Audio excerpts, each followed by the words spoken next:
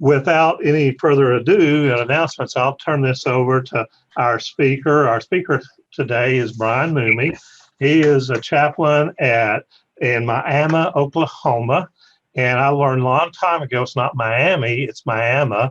I had one of my mentors was from that area, was one of his predecessors 3 or 4 chaplains back. And he's a pastoral caregiver there at the hospital and for the hospice.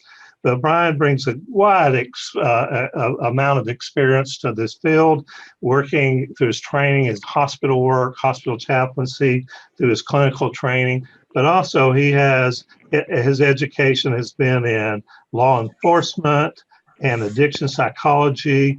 And he is a board certified chaplain, nationally certified chaplain. And he also is licensed alcohol counselor, gambling, addiction counselor, and peer support specialist through the Missouri Credentialing Board in Jefferson City, Missouri. And so I turn it over to you, Brian, and let you take the lead from this point. Oh, and I want to take my I guess. Off. Okay, can everybody see my PowerPoint? I shared the screen. Can y'all hear me? Yes, I can. And you can see the PowerPoint? I can. Okay, everyone can see the slides. Well, that's great. I appreciate the opportunity to come today at this time with COVID in the midst of that. Having an understanding of addictions in the faith community and working in healthcare. If you're working in healthcare, there's a lot of things going on right now that can increase addictions because it's a hard time. There's a lot of stress on people. And so therefore, it's a critical time to have an understanding of how can I reach out and be a resource. How can I get help for myself? Do I dare talk about it? Because most people that are in drug and alcohol addictions, there's a unspoken rule of we don't talk about it. Has anybody found that out to be in your around family and different people? Would anybody like to say something on that? No.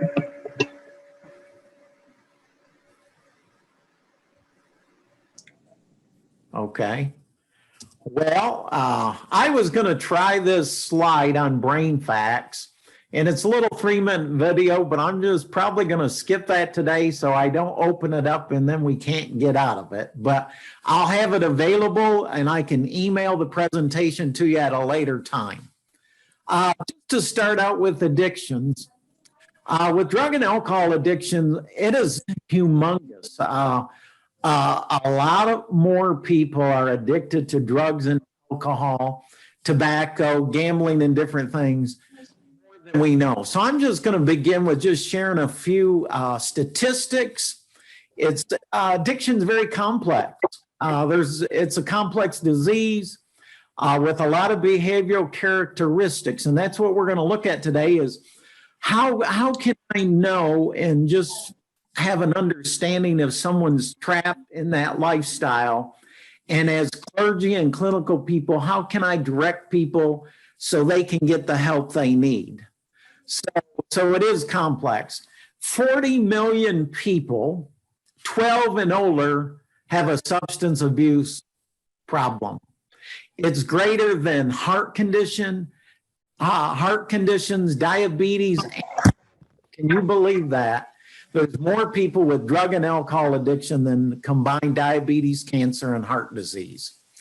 80 million people that use drugs and alcohol are at a greater risk of their own safety, of hurting other people. I bet all of you probably at one time heard of MAD, Mothers Against Drunk Drivers, and typical groups that try to get people off the road. There's been a lot of good education to not drink and drive, and there's a reason for that. So when people get caught up into addictions, it increases the risk of so many things that hurt not only themselves, but other people. And here's just some more statistics on teens, especially in ministry, for pastors and clergy and working with their youth groups and different things. here's such an important part, because the statistics here bear out that if I start in addictions at an early age, I am so much more likely to have it negatively affect me throughout my entire life unless I get help. 75% of all high school students have used different things: tobacco, drugs, alcohol, marijuana, cocaine. 20% of them have a substance abuse problem in high school. Get this, half of them have used addictive substances. 12% of all high school students and 1 in 3 substance users have problems with the addiction. Part of that's cut off on me to read my whole thing right there. So hey, Brian. Yeah. This is Brian in Oklahoma City. Can you put it in like slideshow mode so the slide will be bigger? I think like Okay. F5 or the slideshow. Sorry. Okay. Where am I going to do that in? Insert or home? Go to slideshow up at the top. Gotcha. Okay. Let's do it. And then From beginning? from current slide next to it. Okay. Got it. See if that. Okay. There we How's go. that? Yeah, Man, that's that's great. great. Let's see. Now I can move this out of the way too. So is that much better? Thank you, Brian. Now I'm trying to move this out of the way a little bit. I wonder, can I just hide thumbnail video? There we go. How's that? Do you just see the slideshow right now? Yeah, we just see the slideshow. Is that okay? That's fine. I've got your picture in a small window too, so I can see you. So best of Great. both worlds. Great. Thank you very much, Brian. You're so great at doing this kind of stuff. Hallelujah. So 90% of people that have substance abuse problems start before the age of 18. And 96% begin using substances before being 21 years old. And here's the risk of this, is 1 in 4 that start before 18, 25% are going to be locked into that addiction from an early age. But 1 in 25 who start after 21 have less of a chance to have it overtake their life.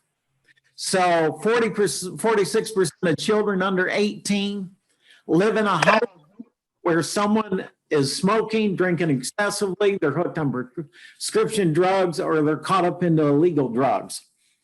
And I don't know about you all, but me personally, I grew up in a home that there was different, I just switched to the different drugs of abuse.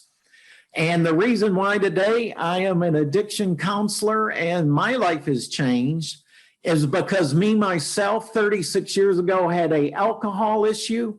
I smoked 3 packs of cigarettes a day. I grew up in a family that alcohol and tobacco was the 2 choices of addictions for my family. And it goes from generation to generation. So not only am I teaching from schooling that I've had and went into counseling, I always share this with people. 70% of all drug and alcohol counselors are in recovery or have been addicted to some type of drug and have had it overcome their life. And then once they get free of it, they want to reach out and help people in the same way. So here's some drugs of abuse: alcohol, club drugs, cocaine, fentanyl, hallucinogens, heroin, inhalants. When I stop at inhalants, I think of, we're talking about how to spot and recognize drug and alcohol and substance abuse. And I heard the story of this school teacher, and she had a student, and she thought Johnny was just such a great little student. His name wasn't Johnny, it's a pseudonym for his name. And every day he would get out his magic marker and take a styrofoam cup and color pretty designs on that cup. Would anyone want to say possibly why he was doing that?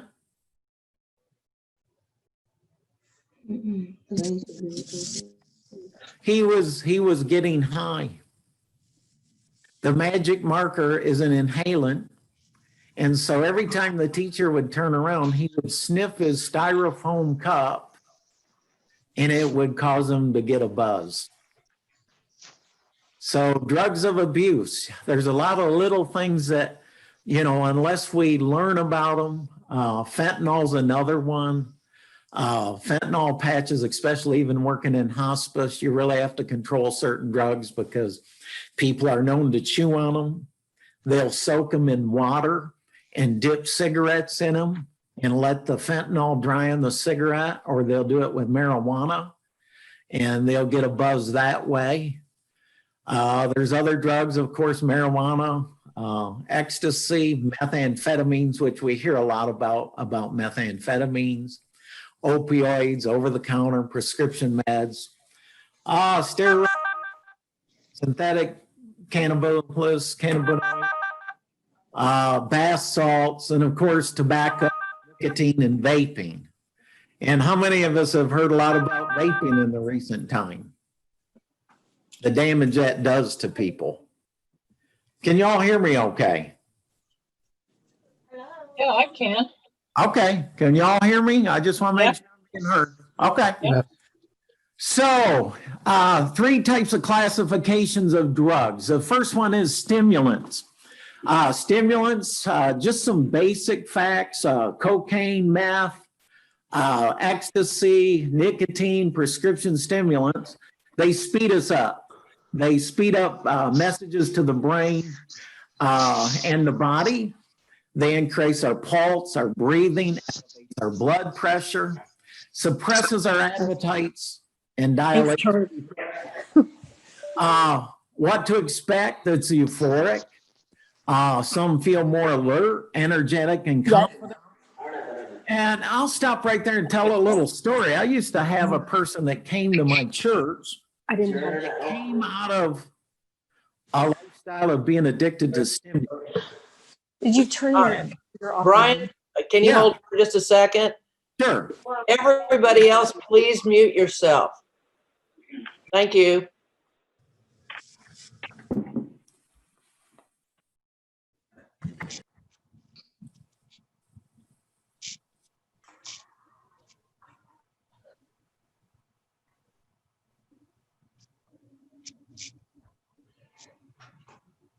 Okay.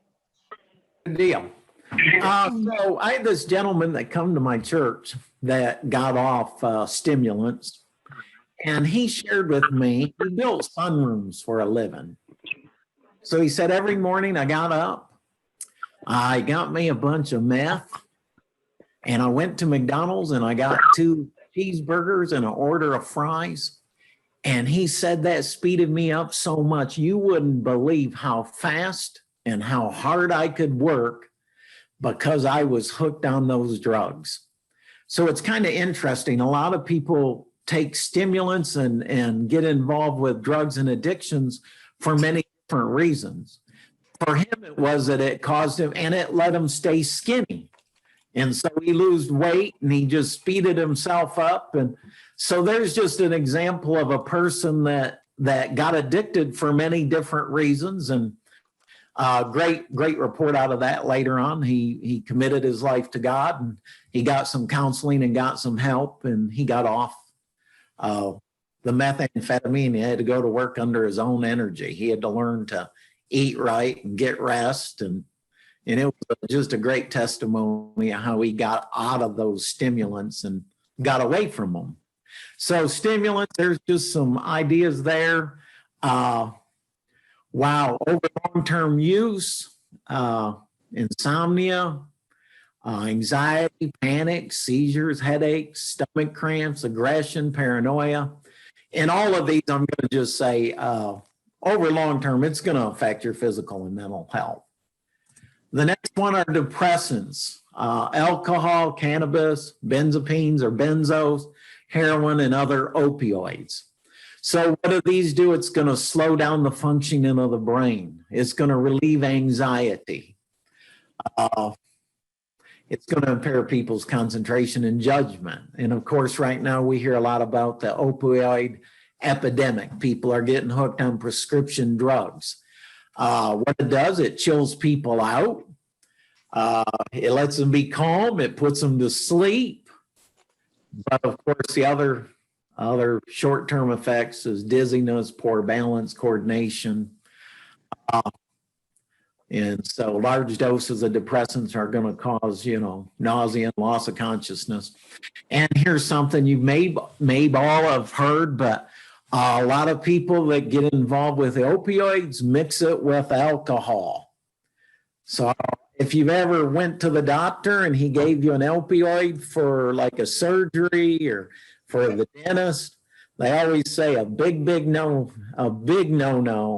is mixing alcohol and opioids because it slows down everything so much that the heart rate drops and the breathing and can actually lead to death in people.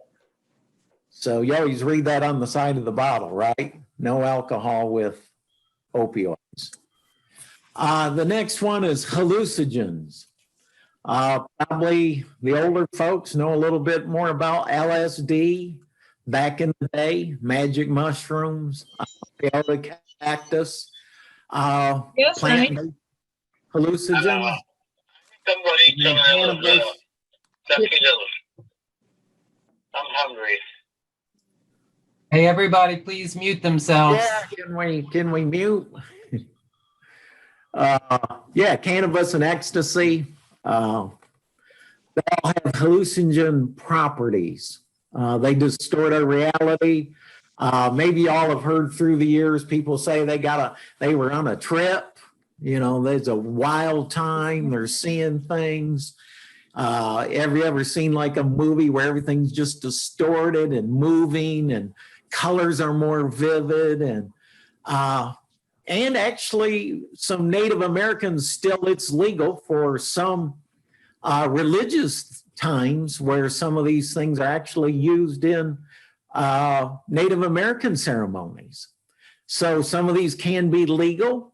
Hallucinogens aren't addictive as far as like the opioids and the stimulants, but at the same time, there's a danger here of the brain, for whatever reason, when people have that trip, the mind somehow records it, and that's just a general statement. But out of that, they don't know. But when people get hooked on hallucinogens, they might have be driving down the road and all of a sudden they'll start hallucinating. And it's really pretty scary. So that alone would probably want some people to stay away from hallucinogens because of the recall and the past memory. And then, of course, there's some other negative health conditions that come out of that. So that's the three basics of stimulants, depressants, and hallucinogens. Does anybody have a question or anything they'd like to input today on this while we're talking about it?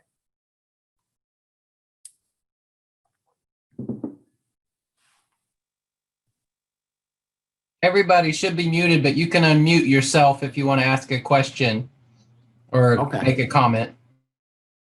Yeah, we'll just give them a minute because some people might have some questions on that.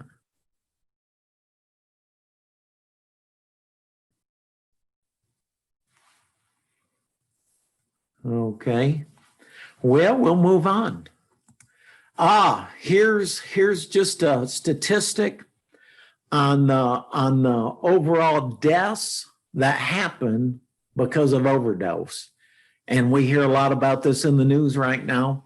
Actually, in 2019, it's up to about 72,000 deaths a year are due to drug overdoses in America.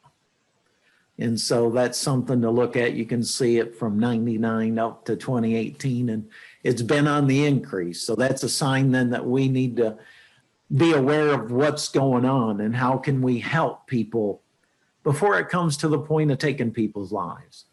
The next one I'm going to talk about is just the overall cost of drug and alcohol addictions. and tobacco. And these are a little old, but they still bear out talking about. Tobacco is $168 billion in healthcare, $300 billion in overall healthcare cost. And I'll stop right there. You know, since we're in this COVID epidemic, we're up to about 235,000 deaths, I believe, this year. Tobacco kills in America 480,000 people a year. So if that doesn't make a person want to maybe get some help with their tobacco addiction, it's just really a high. It's the number one cause of death. It's way up there is tobacco. And we hear a lot about that today, of course. And I think our culture as a whole has really worked at helping people with being addicted to tobacco. Of course, the other one's alcohol. 27 billion in healthcare and 200, almost 50 billion overall cost in alcohol. And I think it's easier for people to get addicted to alcohol. This is my own personal opinion because it's legal. It's easy accessible. And of course, there's less chance you don't buy it on the illegal market. And so alcoholism and diseases is just really takes a toll on people's lives.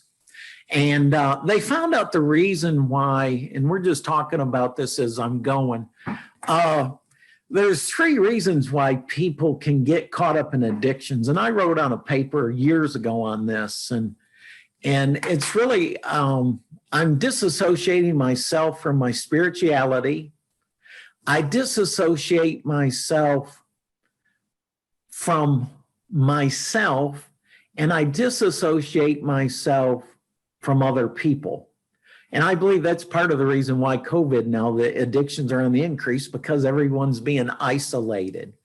And so addictions come about because we're just not staying in touch with our faith, with our spirituality, with ourselves. We're not taking, just as this lady's coming up and she's going to be teaching on self-care and stress and depression. If we can look at these things in a good way and stay in contact with ourselves, I think it's a great opportunity to reduce addictions in our own lives and other people's lives.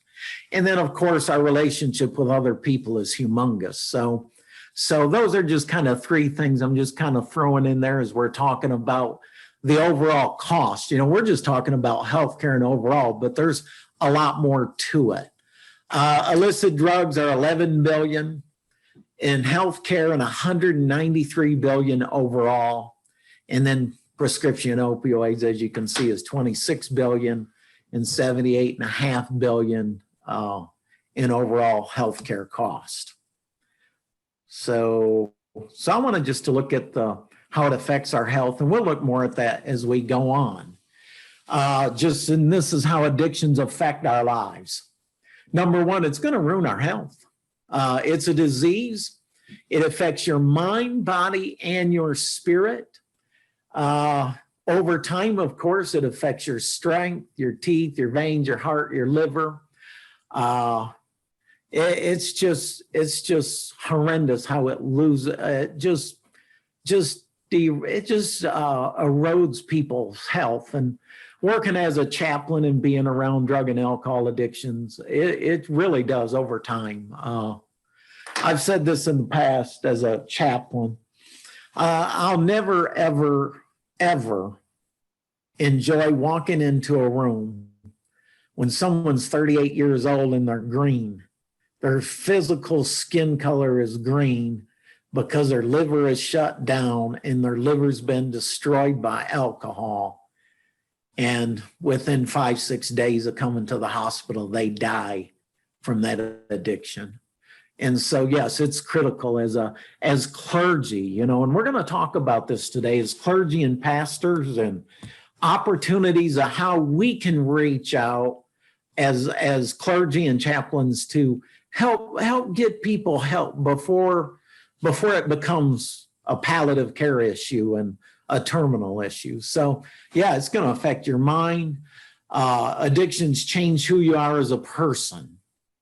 You know, it affects everything about you. It affects your relationships, your appearance. Yeah, it's just life-threatening. Changes people's morals, values, perceptions, all these different things. It changes who people are. Another thing is, and I did 2,000 spiritual groups when I was a chaplain at Freeman and Joplin in the adult mental health. And so many times I see this, you know, when I would lead my groups, of course, causing the problems with jail. A lot of them ended up coming to our unit for detox, and they've been arrested because their addiction's so out of control. They end up getting violent, assaulting family, assaulting the police, and they end up in places like jail. And out of that, it's such a desperate disease because over time it leads to gangs, drug dealing, prostitution, theft. I remember a story when one of my Teen Challenge students, I worked at Teen Challenge for 3 years as a counselor, and a lot of times they'd say, my family has just turned me away. And it's like, well, you know, you probably shouldn't have, you beat your mother up. You stole from your son or your daughter. Your life is so out of control for the drug that people do anything they can to get that drug, to get that fix. And so it's something we need to be aware about because it's too bad that people have to get to that place and to turn that around. You know, we'll talk about different ways of treatment because to turn that around, if you've been a drug or alcoholic for 5 years, you won't fix it in a 10-day detox and come out of that. There takes some real commitment to come out of that lifestyle. And of course, the next thing is the blatant truth is it's going to take your life. Just overall, it's going to kill your life. And then spirituality, it's a spiritual problem. And it's kind of interesting through the years. And just as you can read as a PowerPoint with me today, that over the last 70 years, there's been a real look at spirituality versus religion. You know, for years it was synonymous. But how do people find their oneness, like it says, with their individual and their universe? How can they reach out to their own soul, their inner self, and have a sense of personal well-being? And so addiction does, I think, when we lose that inner peace, that it really is going to affect our lives and our spirit, in our mental health, in our emotional health, our physical health, and just in so many different ways. So here's some things today just on drug dependence. And I you know, we're going to look at the cycle of addiction here today. And if any of you want this PowerPoint, you know, we've got a lot here today that I think should take maybe some time to reflect on after this presentation, just to use it as a resource. The DSM, of course, the Diagnostic and Mental Health Manual, talks about addictions. And here's just 11 problems arising from substance abuse. So if you're pastoring or know your family or friends, and you can start to see, are they needing more and more of the amount? Or if it's a personal thing, am I, you know, I always used to tell people, yeah, 2 beers were fine, and then it turns to 4, and then it turns to 6. And then all of a sudden it's taken more of the drug to get the same effect. A lot of people want to cut down, but they can't. There's another sign. A lot of time to get it, to use to recover the substance. They're always looking for a way to get a hold of it. They're always finding, how can I keep it? And just a little story. I remember back years ago, I had a particular person I knew that they would hide their alcohol in the false ceiling in the bathroom. And the way they got caught is, I don't know if y'all ever been there through the years, there's that little rug that sits on the top of a toilet seat. And so the family found out some of the family members hiding their alcohol. They're looking for any possibilities to have it anywhere they need it. And so they saw their footprints on the top of that toilet seat where they jumped up there, and usually over time when people become an alcoholic, they usually end up on buying vodka because it's cheap and it doesn't smell as much, or they think they can hide it from other people. There's another sign that you have a substance abuse dependence issue. They did change a few years back. They actually had a classification of abuse and dependence, and now the DSM just switched to a dependence disorder. So, cravings, to urge to use the substance. Just recently, I know someone, and I'm keeping this generic, but recently I know someone that they gave somebody a ride after work. And the minute they got off work, as they were taking this person to their car to pick it up at the shop, they had to stop and get a 6-pack of beer between the office and their car. Could probably be a sign that there's a craving and an urge to use a substance. It affects work and home because of substance use, so is it causing problems in relationships? Are you using it again and again and putting you in danger? Wow, just a few years back, and I don't know for a fact if this was a drunk driver, but there's a good possibility. My mother-in-law and father-in-law, my wife and I were coming back on I-44 on the interstate, and my wife was in the back seat, and it was about 11 at night, and she saw headlights coming at us.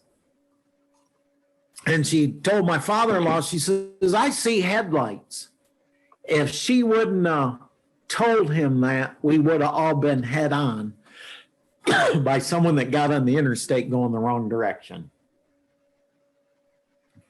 I don't have proof, but we were sure thankful that my wife wasn't half asleep and she caught that. People give up social and occupational recreational activities. All of a sudden they, don't want to be involved with, being around other people. I remember as a young boy, I had a particular situation where, I wasn't a young boy, and we were going to go get a pizza. And I said, I'll go with you. And they said, no, I'll go get it. I'll be okay. I'll get it. Well, they were getting pizza and probably on their way getting themselves a pint or a fifth of vodka. So people will make up excuses to not have to be around other people. So even if it puts you in danger, even when people know it's physical and psychological problem, even though it's caused and made worse, denial's a great thing. People block things out and just try to excuse it away. So that's some signs. Needing more of the substance. We talked about that. And here's another one, withdrawal symptoms. A lot of people, when they get addicted to drugs and alcohol and different types of addictions, they take it, they get to a place where they don't take it anymore for the buzz. They take it because of the withdrawal. And so there's another thing. Here's just the process of addictions. Tolerance, of course, increase more and more. Craving, strong need, I've got to have it. It's a primary symptom. Loss of control. I try to quit, but I can't quit.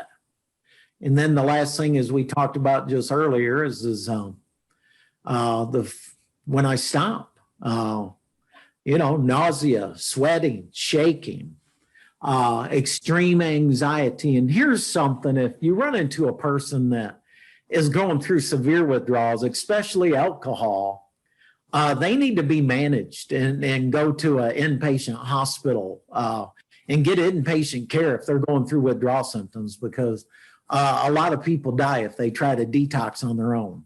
And there's certain opioids are the same way. So if you get to know somebody that really needs that kind of help, it's great to be an advocate and reach out and say, hey, you can't do this on your own. And we'll talk about the different types of treatment that we can help people. So here's some other characteristics of withdrawal. tremors, sweating, pulse rates up, anxiety, hallucinations, psychotic symptoms, or the same or similar substances taken to relieve the symptoms. And I'm going to clarify that right here. We're talking about drugs and alcohol and different addictions today, gambling, tobacco, different things.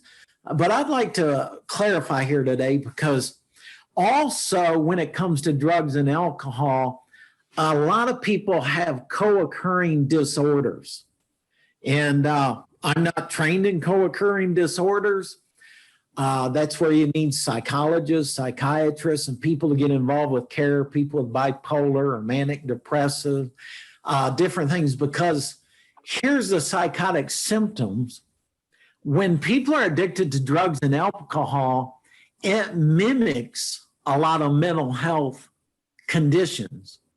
And it's kind of interesting when some folks come in, when they would come into the adult mental health, as they were weaned off their drug and they were getting medications and they were coming off these, their symptoms went away.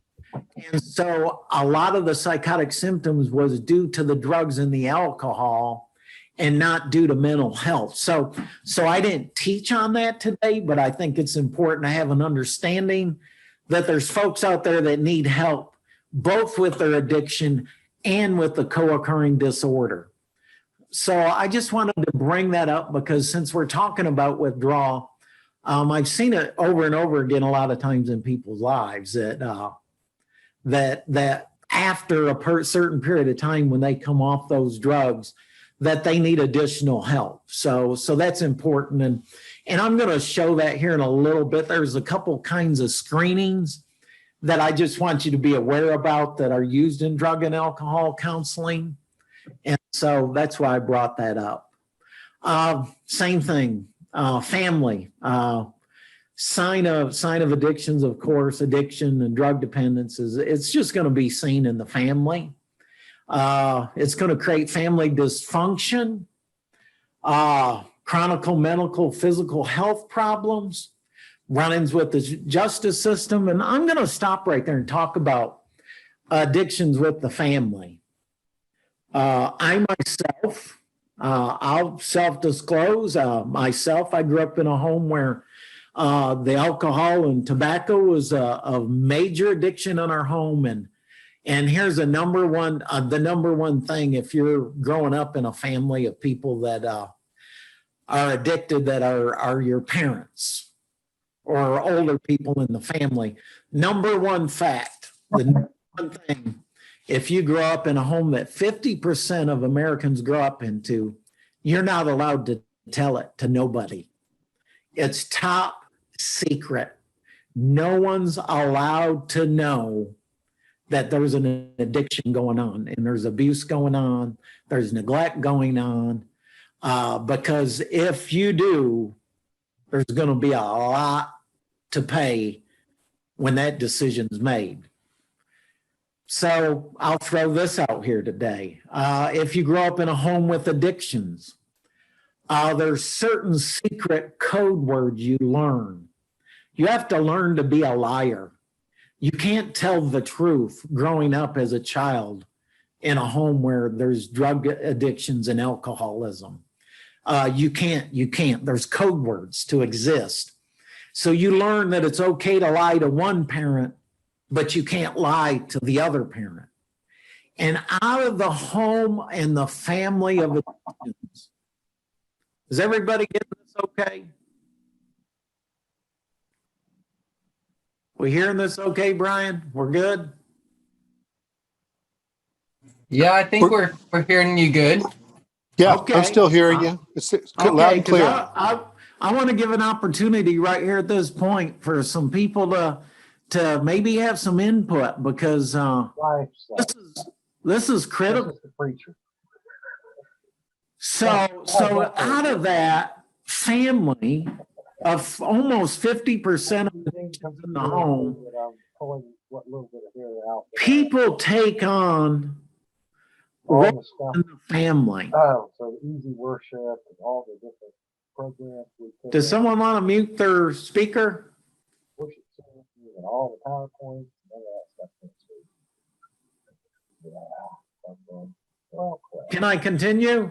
So I'm gonna have to rebuild the Hello? good stuff. Go ahead and Brian, continue. I'm trying to figure out who it is. Okay. So here's the thing in the family of addictions. People take on different roles. Usually the other adult in the family is the other person that has the addictive problem is, of course, the addicted person. And out of that family, depending on age and status, they take on certain roles. Usually the oldest child is the hero of the family. They might take on jobs to help with finances. They look out for the other children. Usually they want to get out of the family the quickest. The minute they get to a certain age, they're going to and leave. But they're the hero. They're there to help bring stability because of the enabling and the addiction. Then you got the mascot. The mascot's a person that's always kind of the clown and free, and they're just ignoring everything that goes on, because if they really face the reality of it, their life would be really hard. So they're the mascot. They're the family jokester. Then you got the loner. They're the person that isolates. They withdraw, and they just withdraw within themselves because they don't want to deal with it. They kind of live in a fantasy world. They just pull deep within because nothing's changing in the family. So right there, since I just got to share along those lines, does anybody like to unmute and have a question or two, or where do I go to get help, or that's okay if you've come from a family like that? Yeah, I can share. Go ahead. Mine wasn't as my growing up wasn't as much as I felt like I was lying.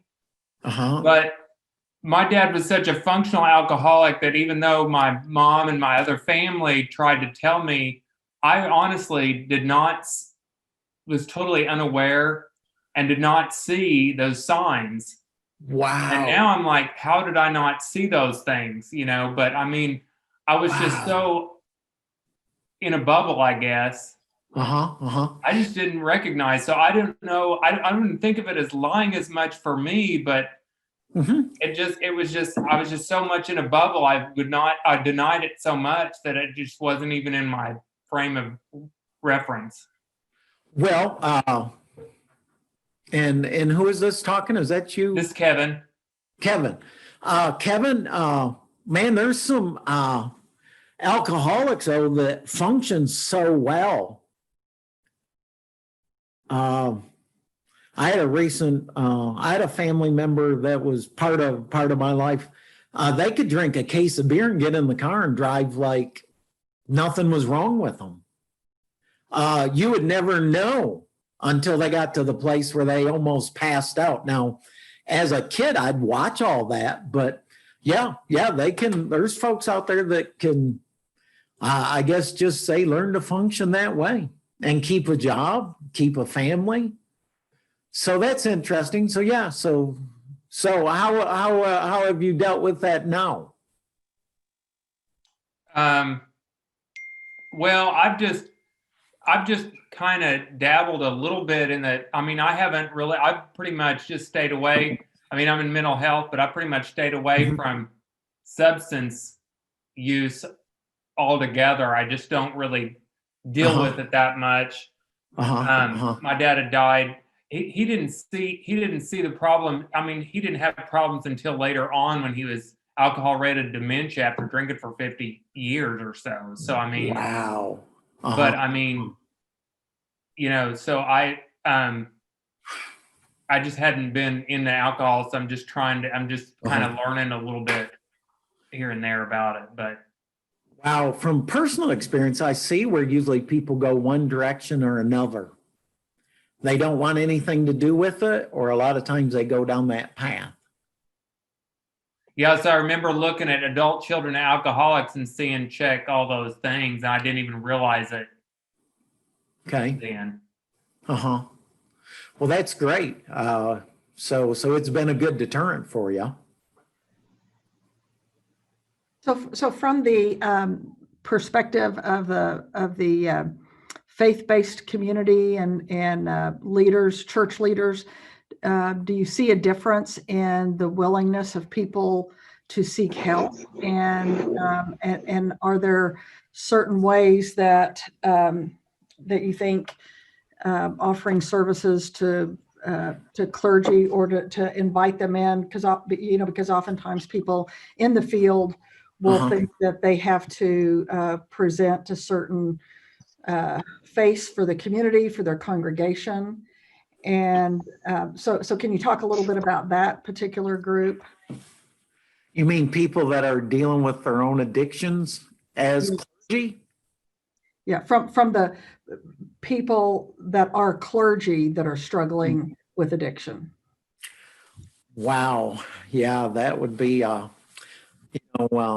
after being clergy for a lot of years, I remember I used to have a candy business and I'd run candy to the machines, and I made sure when I was at Sam's, I didn't get Seagram 7 boxes or vodka boxes to put my candy in, because when I got home, I would have to put them out in the trash. And I didn't want, automatically everyone would find out, hey, the preacher's buying a case of Jack Daniels every Tuesday before trash day. So I understand even the appearance of that. We're going to talk about different avenues of what we can do to help church and church leaders and those involved as we go here, and we'll start to keep moving on.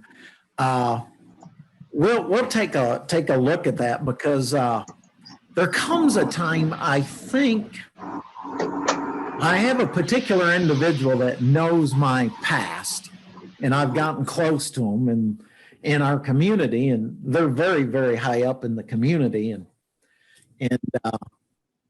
they called me because they knew I was a safe place. They knew I wouldn't run and tell people, and I encouraged them. Okay, we're in a rural area.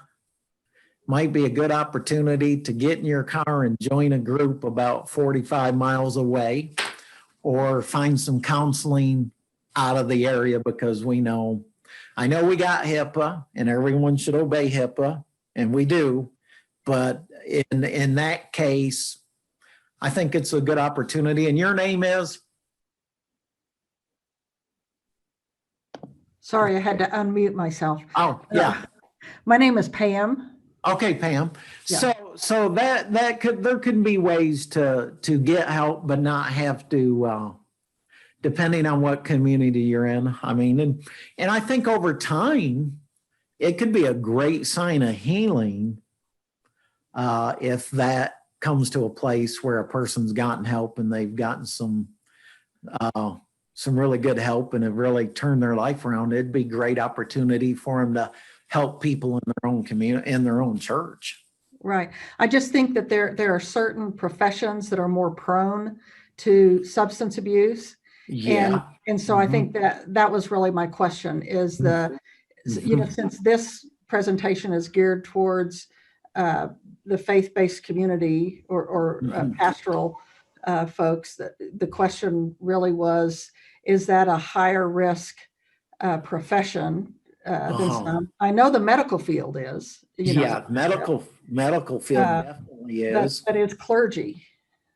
I don't have a statistic on that. Personal opinion, I think anyone in leadership, whether it's in business, whether it's in ministry, whether it's in the medical profession. Another one, I worked in law enforcement for 12 years. Back in the day when I was younger, I remember they would have patrolmen come in drunk and they would take him home in the middle of the night and put him to bed because he came on patrol drunk. Back in the days where stuff was hid, today that probably wouldn't happen. So yeah, I think anybody that's in a role of a lot of responsibility, it sure could definitely be a higher incident of drugs and alcohol. Brian, this is Orrin. Yeah. And to answer Pam's question, Uh-huh. the research does show that those members of clergy or any helping profession are at a higher risk of some type of addiction due to all the stresses they're under, Yeah. and whether it's alcohol addiction, pornography addiction, Mhm. sexual Mhm. addiction. Mhm. But I think our speaker next month will hopefully bear to light some of those statistics that Uh-huh. that members of clergy, would think are less likely to have addiction issues, but the statistics are really bringing out that they're mainline, like everybody else, are a little bit even higher because of Okay. all the things that they have to deal with. Yeah. Okay. Thank you. I assume that, but I'm looking forward to next month to hearing some of those statistics. And here's another avenue is depending on where you work is employee health or employee assistance. I'll never forget, Dr. Dayringer is going to be our speaker, and I spent 4 units of clinical pastoral education with Dr. Dayringer. And Dr. Dayringer always told us, as being in the helping profession, that you as a chaplain or you as a counselor or you as a pastor, once or twice a year need to go to a counselor and sit down and talk about your life and get input from them. And so I personally have taken his advice to heart. And so yep, I go in for a semi-annual checkup and just to get some good input. Actually, one time the gal I saw gave me a book to read. And I came back and read the notes and had notes to the book. And I come back, she says, "You're the only person I've ever had come back that read the book and actually took notes on it to talk about it." So I think that's a good avenue. Let's move on. Here's just a CAGE questionnaire. It just is an opportunity to take a look at. It's an eye opener for people. Are they trying to cut down? Do people annoy them when they're criticized? Do they feel bad or guilty? And it's scored right there, so we can just move on. But I wanted to put that in the PowerPoint. And if you'd like it, it's there. Or you can Google the CAGE questionnaire, and that's for alcohol. Here's the one for drug and drugs abuse. And there's a way to score that. These are just screening tools that drug and alcohol counselors use. But as clergy and clinical people, it's good to just look these over. And so I just wanted to add them to the presentation today. The Jelinek curve. Just here's a cycle of addiction. And it's a process of getting involved in alcohol addictions, how people, they do some relief drinking. It's pretty self-explanatory.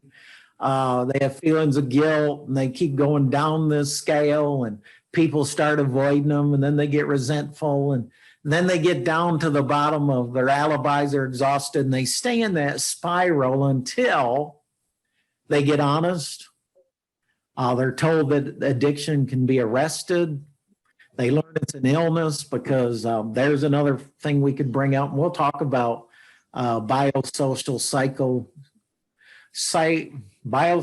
social, and spiritual in models of addictions. They learn that, they're not a bad person if they're an alcoholic. In years gone by, I think a lot of times it's taught it's just a moral problem. And so a lot of people wouldn't turn to the church. So it's good to have an understanding that it is an illness and you can get help for it. And spiritual needs are examined and they start coming out of that. And I'm just going to share just a progression on They did this in the 1800s. They had the steps, and they said it starts out with alcohol, glass with a friend, a glass of wine or drink with a friend. And now the next step, do it to keep warm. And then all of a sudden, now I'm drinking too much. Then I turn into drunken and riotous in my life. My life's out of control. And then all of a sudden, the only people around I hang around with are other alcoholics. And I only companion those that are confirmed alcoholics. And then it's poverty and disease. I'm forsaken by my friends. I can reach desperation and crime, and then even up to death and suicide. And of course, everyone doesn't take those steps, but that's just the negative effect that addictions have and alcohol has in a person's life. And so here's the theories of addiction: biopsychosocial, spiritual. Let's see what time it is. We're 2:06. We're going to keep moving through here. These are just some models of addiction. When I used to do my groups, it was always amazing that so many times people would ask me, Chaplain, is this just social? Is it biology? Is my biology? Do I have the gene to cause me to drink? Is it psychological? Is it spiritual? And my answer always is well, it could be any one of those, but now that you're here and you're in the unit and you're getting detox, now's the time to get help, and that can be addressed in counseling and getting help, but either way, you need help. So it can be a multiplicity of different things. But I just wanted to show you the different models and thoughts on that. And here's some treatment resources. This is what we're going to get to as we start to wind up here. We need as clergy to have an understanding, and as chaplains, so many times I've had the opportunity to refer people. There's a lot of great resources out there. Inpatient treatment, like I talked earlier, if it's alcohol and certain opioids and different things, and you don't get medical treatment to come off those drugs, it can kill you. You need inpatient treatment. Next one is outpatient treatment. It doesn't require overnight. A lot of times after inpatient, of course, they set you up with a counselor, and that's where, Orrin, when you mentioned earlier, peer support specialist and drug and alcohol addictions now, they're using peer support people that aren't counselors. But here's where people fall through the cracks on not making it to their appointments. So they come into an inpatient treatment, they come off their drug, they're starting to feel better, and the doctor sets them up for counseling, psychotherapy, psychologists, counseling, AA, all the different avenues. And here's what happened is they get out and they have no money, they have no vehicle, they're suspended on their driver's license. And so peer support specialists came along now to where they can make sure that continuity of care continues. And so that's something that if you're a pastor or clergy and have church members, great opportunity to help people with helping them come out of their addiction by making sure they got the money. If they're at drug court and they don't pay their $6 for their going to drug court group and their addiction group, and they don't get their paper signed and have the $6 for the class, they're going to go to jail. So there's a lot of things there we can do under treatment resources. Then the next one's residential treatment. It's more structured, and we're going to talk about that. They can go from a month to a year, depending on the client need, insurance, and affordability. And we'll talk about that. There's some good faith-based groups out there that have a 15-month program that you couldn't afford if you went to it, if you had to pay for it. And so, of course, money's always an issue on getting help. Halfway house, a lot of folks coming out of jail, that are coming back into society that have substance issues, or people that just are needing help and they've lost their home and their family. Halfway House is a group of people that just live together, and they have counselors there, and they're involved with different things. And a lot of people in Halfway Houses always, a lot of times even have a job on the outside part-time. And so that's what Halfway Houses are, an opportunity. Then, of course, providers, private providers, medical, internal, you can read, social work, counselors, certified substance abuse, and certified pastoral counseling. And maybe after this presentation today and you're in the pastoral ministry, it might be a great opportunity. That's how I ended up getting my degree in drug and alcohol addiction is I found a school that helps clergy. A lot of clergy has a lot of education, and they offer a bachelor's degree, and they can take a lot of your schooling in the past. And I did 10 classes online and did a major in addiction psychology, and it just kind of came about. But actually, this school called City Vision University, it's out of Kansas City, is mainly homeless shelters that deal with drugs and addictions. And they found out so many of their staff didn't have the training. And so out of that, this school came. So that might be an area to look at if you really want to get involved with doing recovery through as a ministry on top of your church or chaplaincy. Recovery support groups, there's many of those. Here's some opportunities and avenues as a church. And I really like this. I think this is so critical. You can preach and teach and get that information out that, God will still love you. You won't go to hell. And if you got an addiction, we're here to help you. We're the church. We're the body of Christ, or we've got the synagogue, or we've got the mosque. And if you're really dealing with some issues, people need to feel safe that if you're talking about it, they're going to be more apt to approach you about it. And there again, it's an illness, imperfection, and that there's hope that can turn that around. A process to welcome people to that are new to recovery.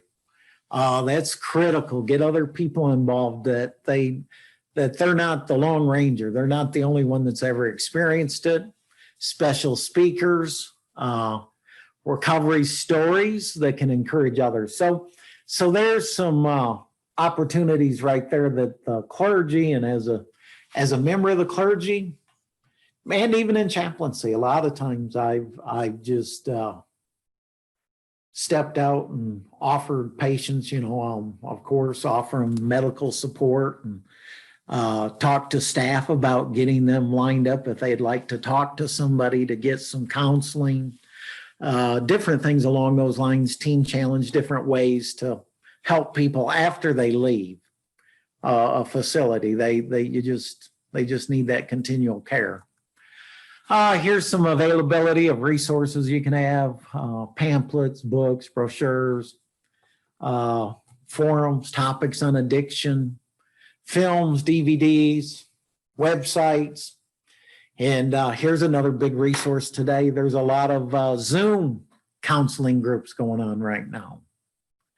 So with COVID, I know Next to Our Hospital is a mental health facility, and they're doing a lot of their one-on-one with their patients right through the internet and Zoom meetings. So there's some good resources out there. Here's some of them: referrals, 12-step group, Al-Anon, Alateen,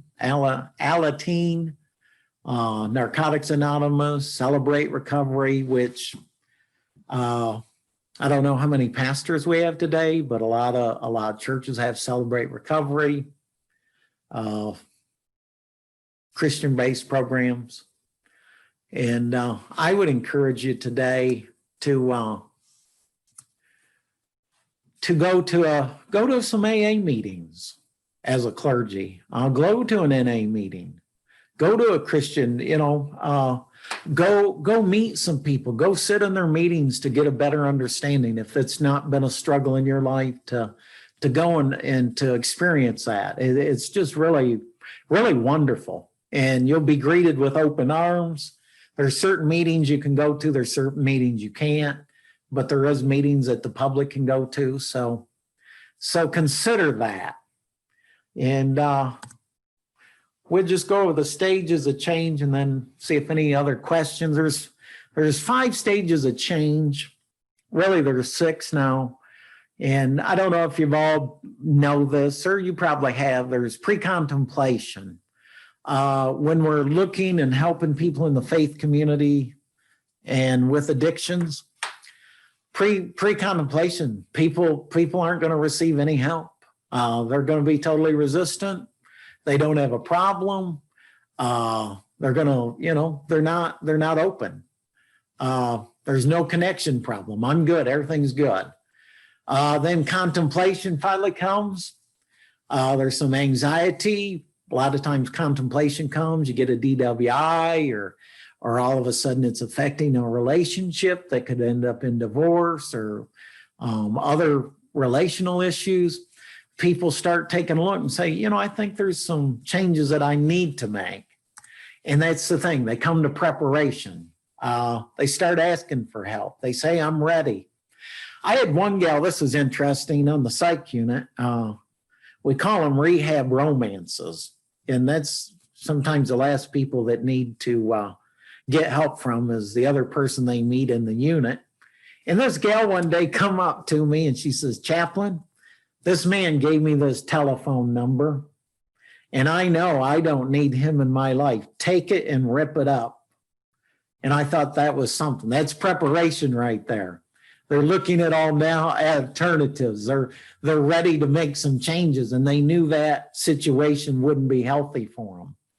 And then action is, I'm doing it. I'm getting out there. I'm working the plan. I'm getting help.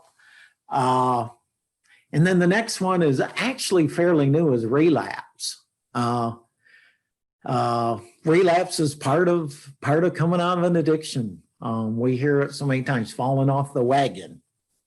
And so relapse is a part of the stages of change. And so I think to really give people hope is when they do relapse, is they come right back and get right back to getting help. And because a lot of times if it's a negative thing, they'll say, oh, what the heck? And then they become worse than they were almost sometimes. And so then the last one is maintenance. You keep doing what you know to do. Keep making that change. Focus less on not using and more on your change of life. And so here we are, 2:18. Do we have some questions? Let's open it up for questions and input. And I just appreciate the opportunity to share that with us today. Well, this is Orrin again.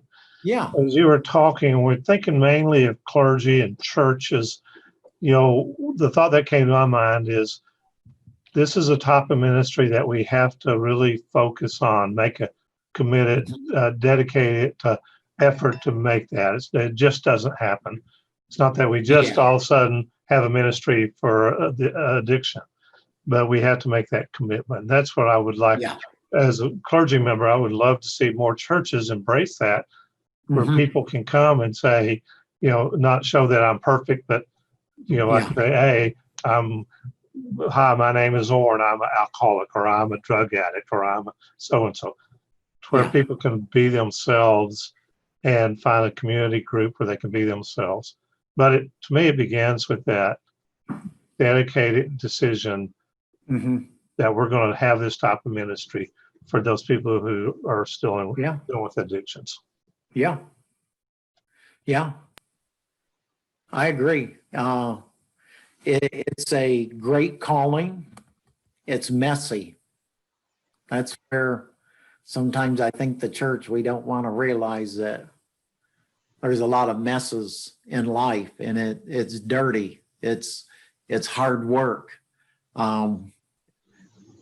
So many times I used to have I'll tell a story. I had a lot of those type of people come to my church because of my background, being in law enforcement and coming out of addictions. And so one day, one of my church members said there was a guy that was out in the yard naked, drunk. So he says, Pastor, he says, I got clothes on him. The police didn't arrest him. Can he come to church this morning? And I said, Gary, I said, yes, he can. Put him on the back row. But if he starts taking his clothes off, get him out of here.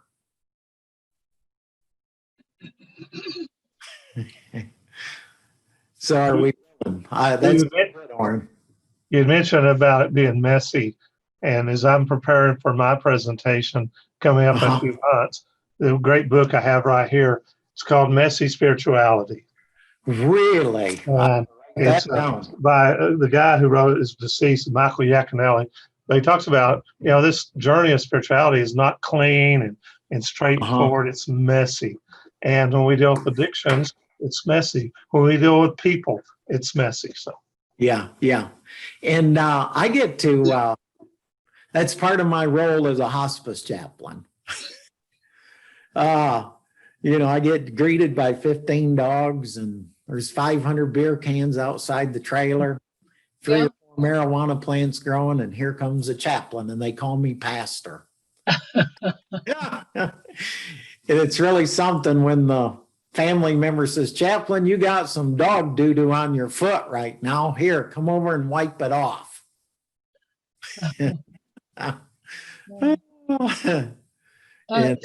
Sir, how can we get a copy of your PowerPoint slides? Well, there should be a way to email it, correct? you would email me, Brian, Yes. then I will email it out to those Yeah. people who request it. Okay. That'd be great. Okay. Are you That'd be familiar? Are you familiar with the Mental Health Coach First Responder Program that is available, sponsored, provided by Light University in Forest, Virginia?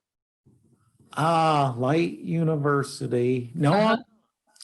They are looking for more mental health coach first responders, and they have given scholarship assistance. So in taking the course, it's 3 parts.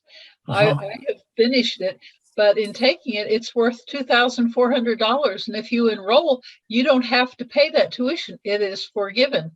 All you pay is $54, which covers the technology fee, $18 per section. And that covers 54, but it's marvelous. They have over 5,500 recruits, and Dr. Tim Clinton, who's president of the American Christian Counselors Association, he's in charge of that. Could you share that name one more time? Light University. Light University in Forest, Virginia. Okay. And it's the Mental Health Coach First Responder. And you mentioned that people come in to seek help or investigate the possibility of help. They come to church because they have no money, and that's a freebie. So you get the pastor to, be your counselor. Yeah. But these are people who are not licensed counselors, but they come on the staff of the church to try to relieve the pastor of that kind of responsibility. Yeah. Lighten his load. Sounds a little bit like Missouri Credentialing Board has a peer support specialist. That's what made me think. Long weekend of training, and they actually pay people now. They're not counselors, but they pay peer support specialists to work for like Borough Behavioral Health in Springfield, Missouri, and Freeman has the Ozark Center. I don't know what they have as far as at Oklahoma City with Integris. A lot of facilities now are hiring people. Yeah, well, I'm a faith community nurse by credentials. I'm board certified, and I also have finished that course, the mental health coach. And believe me, the content is such an enhancement to work that I do as a faith community nurse. But if anyone wants to take advantage of this marvelous scholarship of $2,400, tuition is forgiven. That'd be great. And that'd be some good information to get out to church members. Like you said, it'd really Hello, there you are. Do with it what you want. Yeah. They're wonderful people, and the professors. Uh-huh. You have a certain like mental health coaching 101, then 201 and 301, Uh-huh. and before each of the presentations, the student online downloads the notes for that lecture, so they're available to you, and you can just make additions on the page that you have downloaded. The professors are absolutely marvelous, and they all focus on a biblical worldview related to every one of their Oh. topics. Well, that's good information to know. Uh-huh. Orrin? All right. Thanks, Brian. Did a great job. I appreciate Yeah. your work to get this prepared. And now kind of my final thing is for those that need their continuing education certificate, if you would email me at the end of the program, it's oran.lee@integrisok, that's INTEGRISOK.com. And if you email me, I'll send you the evaluation. And then when I get the evaluation back, I'll send you your certificate. Good. Just to be aware, today and tomorrow, my schedule's pretty busy, so it might be Thursday or Friday before I get them to Okay. you. But I will get you your certificates. So email me and I'll get those to you. Again, glad we had such a great group today, Yeah. and glad we reached out, and hopefully we'll have you for our upcoming ones. If you got any questions or concerns, feel free to email me and I'll be glad to talk with you about that.